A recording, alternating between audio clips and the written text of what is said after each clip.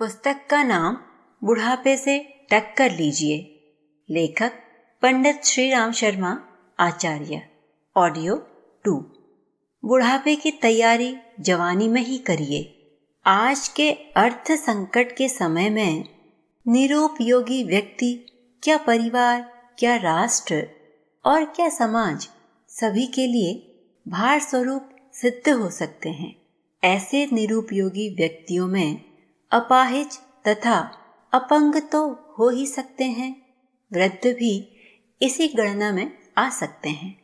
कौन है वृद्ध जिनकी उपयोगिता शारीरिक तथा बौद्धिक दोनों रूप से खत्म हो चुकी हो और वे समाज, परिवार अथवा राष्ट्र किसी के काम के न रहे हों। भारत जैसे अपूर्ण परिस्थितियों वाले देश में, जहां अक्षत शरीर नौजवान तक समाज व राष्ट्र के लिए अधिक उपयोगी सिद्ध न हो पा रहे हैं, वहां वृद्धों से उपयोगिता की अपेक्षा कहां तक की जा सकती है। निसंदेह वृद्ध भारत के लिए एक समस्या जैसे बन सकते हैं। इस समस्या के और भी गहन हो जाने की संभावना है, क्योंकि सर्वेक्षण के आधार पर डॉक्टरों का मत है कि पिछले कई वर्षों से मनुष्य जीवन में लगभग 18-20 साल की वृद्धि हो गई है। वृद्धों की समस्या केवल उनकी निरर्थकता ही नहीं है। प्रश्न केवल यह नहीं है कि वृद्धावस्था में जो लोग बहुधा काम नहीं पाते, एक बड़ी समस्या है कि उनका असक्त होना, प्राय रुग्ण रहना, जिसमें परिवार को उनकी देखभाल, दवा दारू तथा पौष्टिक आहार का प्रबंध करने में श्रम, समय खर्च करने के अतिरिक्त परिचर्या तथा साथ संभाल भी करनी पड़ती है। मोटे तौर से यह सारा खर्च एक तरह से जाता बेकार ही है, क्योंकि इससे किसी प्रकार की प्राप्ति की आशा तो होती नहीं। बिना किसी मुजायके के कहा जा सकता है कि यदि वृद्धों पर होने वाला व्यय बच्चों पर लगाया जाता तो वे अधिक स्वस्थ तथा सुयोग्य बन सकते हैं, और यदि बचत की जाए तो आगे परिवार का संबल बन सकता है। इतना ही नहीं, वृद्ध तब और भी समस्या बन जाते हैं जब वे अपने साथ विविध प्रकार के व्यसन साथ लाकर बुढ़ापे में प्रवेश करते हैं और अनेक प्रकार की विकृतियों से अपने स्वास्थ्य में चिड़चिड़ाहट और असक्तता में ईर्ष्या, द्वेष, वासना, तृष्णा, लिप्सा आदि निर्बलताओं को लपेट लाते हैं। सही बात तो यह है कि इस प्रकार के विकृत बूढ़े ही वास्तविक समस्या बन जाते हैं, नहीं तो वैसे वृद्धजन परिवार, समाज व राष्ट्र के गुरुजन होते हैं। उनके अनुभव बड़ी बड़ी समस्याएं सुलझाने में काम आते हैं। उनका शांत रक्त और संतुलित मस्तिष्क संसार की नौजवान गर्मी को बहुत कुछ समझाए बुझाए रहता है। उनके उत्तेजित नियंत्रण में संसार के जवान बहुत कुछ सधे रहते हैं, नहीं तो आगा पीछा न सोचने वाली नौजवानी की आग संसार को जल्दी जला डाले। इस प्रकार वृद्धजन समाज के रक्षक भी हैं। उनके रहने से परिवार, समाज और राष्ट्र का वजन बढ़ता है तथा उनका होना आवश्यक भी है। संसार के अन्य सारे देशों से अधिक वृद्धों का आदर भारत में होता रहा है। इस समय भी वही मान्यता है और शायद भारतीय सभ्यता एवं संस्कृति के आधार पर यह मान्यता आगे भी बनी रहेगी।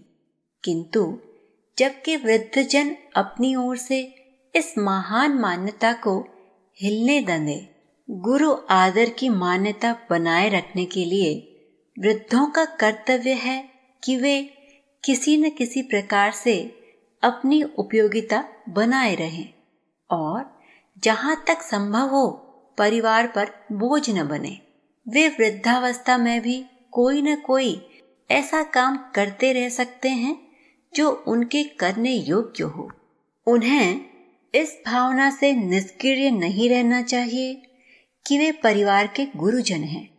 उन्होंने लड़कों को पाला पोसा है, पढ़ाया लिखाया और किसे योग्य बनाया है। इसलिए बेटे पोतों से बैठे बैठे सेवा लेना उनका अधिकार है। यह ठीक है कि हमारे गुरुजन इस अधिकार के सर्वथा अधिकारी हैं। उनकी यथासाध्य सेवा होनी ही चाहिए। फिर भी यदि अपने इस अधिकार को यथासंभव अनुपयुक्त ही रहने दें तो उनकी गुरु की गरिमा कई गुना बढ़ जाए और वे सेवा ही नहीं अधिकाधिक श्रद्धा व पूजा के पात्र बनकर न जाने कितना सम्मानित जीवन यापन करें। उनकी प्रजा उन्हें हाथों हाथ लिए रहे और सेवा शुश्रूषा के साथ रहकर कुछ न करने और आराम से बैठने के लिए प्रार्थना करती रहे। कदाचित अपने नैतिक अधिकार के उपयोग की अपेक्षा उनका सक्रिय रहना उन्हें अधिक सुखी बना सकता है। इसीलिए ही मनीषी व्यक्तियों ने अधिकार से अधिक त्याग करने की भावना को महत्व दिया है। फिर निष्क्रिय रहने से शरीर में शिथिलता, बुद्धि में आलस्य आता है, जिससे मनुष्य परिवार पर क्या स्वयं अपने पर भार स्वरूप बन जाता है। संतानों के बहुत कुछ समर्थ एवं संपन्न होने पर भी यथासंभव यदि उनके आभार से बचा रहा जा सके तो शायद जीवन का वह अंतिम चरण जवानी की कर्मठता से भी अधिक मेहनती तथा माननीय हो। जो वृद्धजन इस गौरव को ले सके वे अवश्य लें। उन्हें बेटे पोतों की कमाई खाने और सेवा लेने की सौभाग्यपूर्ण भावुकता से बचने का ही प्रयत्न करना चाहिए। अब यदि किन्हीं वृद्धजनों की स्थिति सक्रिय जीवन यापन करने की न भी हो तो वे कम से कम अपनी आवश्यकताओं को वैसे ही काट कर गिरा दें जिस प्रकार माली पौधों की बेकार बढ़ती हुई शाखाओं को काट देता है। जवानी के व्यसनों और विकारों को तो शपथ पूर्वक त्याग ही देना चाहिए। वासना, तृष्णा, लिप्सा और लोलुपता को तिलांजलि देकर अपने को अधिक से अधिक लघु तथा सरल बना लेना चाहिए। ऐसा करने से उनका चित्त स्वयं ही शांत, प्रसन्न तथा बंधन रहित रहेगा। बुद्धि निर्विकार होगी और आत्मा में बल का संचार होगा जो परलोक चिंतन की दिशा में बड़ा ही उपयोगी सिद्ध होगा। जवानी की विकृतियों को वृद्धता में बनाए रहने वाले वृद्धों को बड़े कष्ट का सामना करना पड़ता है।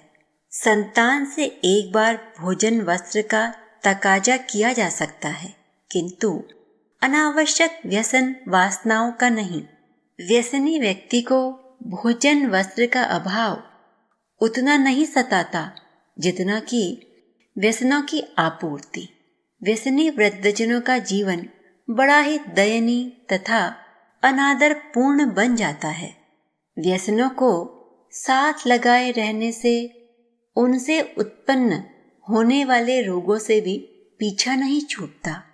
ऐसी दशा में पर निर्भरता के साथ व्यसनों की मार से त्रस्त बुढ़ापे की आवश्यकता का क्या हाल होगा, उसका अनुमान सहज ही लगाया जा सकता है।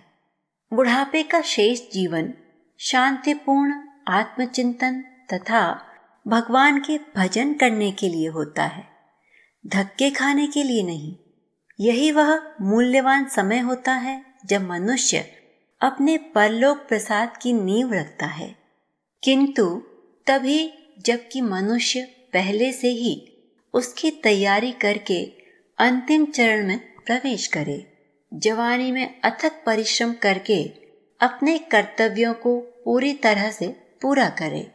संतानों को इस योग्य बनाएं कि वे उसका दायित्व ठीक से संभाल सकें।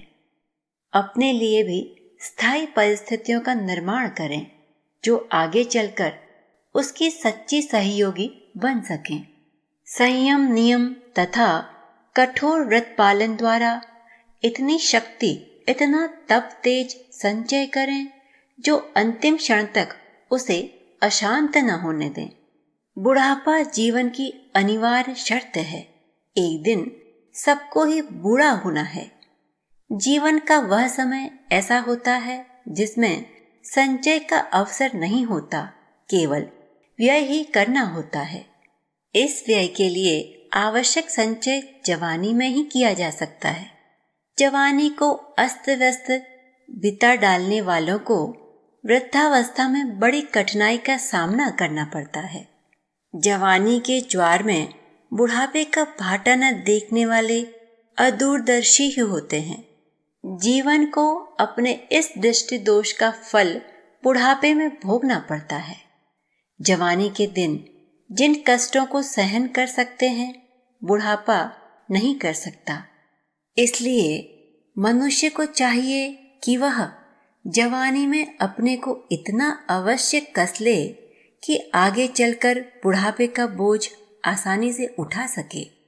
जिन्हें अपना बुढ़ापा समस्या नहीं बनाना है और ठीक ठीक गुरुता का आदर वांछित हो, तो वह जवानी में ही बुढ़ापे की तैयारी करता हुआ बुढ़ापे में पहुंचे।